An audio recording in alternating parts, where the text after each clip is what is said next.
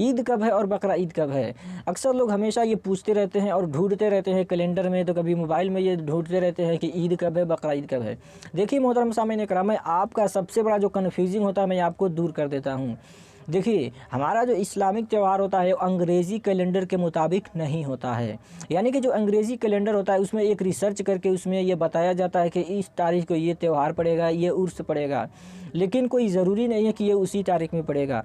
क्योंकि हमारा जो इस्लामिक त्यौहार होता है वो अंग्रेज़ी कैलेंडर के मुताबिक नहीं बल्कि अरबी कैलेंडर, अरबी तारीख के मुताबिक हमारा जो त्यौहार होता है वो होता है। जैसे ईद की बात करें तो ईद जो है 1 शव्वाल को ही होता है। अब कैलेंडर में मान लीजिए एग्जांपल के तौर पे जो कैलेंडर है उसमें 11 तारीख को दिखा रहा है कि ईद है।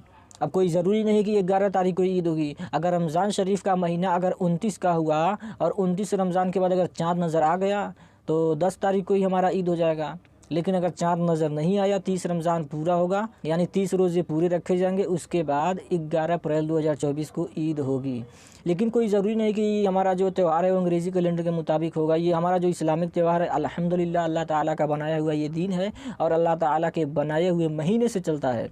जब चाँद नज़र आता है तो हमारा इस्लामिक महीना शुरू हो जाता है और उसी के हिसाब से हमारा जो भी त्यौहार होता है वो पड़ता रहता है। तो ये बात आप ज़हन से दूर कर दें कि हमारा त्यौहार अंग्रेज़ी कैलेंडर के मुताबिक ही पड़ेगा। लेकिन हाँ, अंग्रेज़ी कैलेंडर जो होता है उसमें रिसर्च करके ये अनुमान लगाते हैं कि इसी तारीख को पड़ेगा, लेकिन कोई ज़रूरी नहीं रहता है। उसी तारीख में भी हो सकता है, एक दिन पहले भी हो सकता है और बाद में भी हो सकता है। जो दीगर किस्म के जो त्यौहार होते हैं ना, वो एक दिन पहले भी हो सकता है, उस दिन भी हो सकता है, बाद में भी हो सकता है। तो इस बात को आप ज़हन से दूर कर दें कि उसी तारीख को होगा जो अंग्रेज़ी कैलेंडर में है।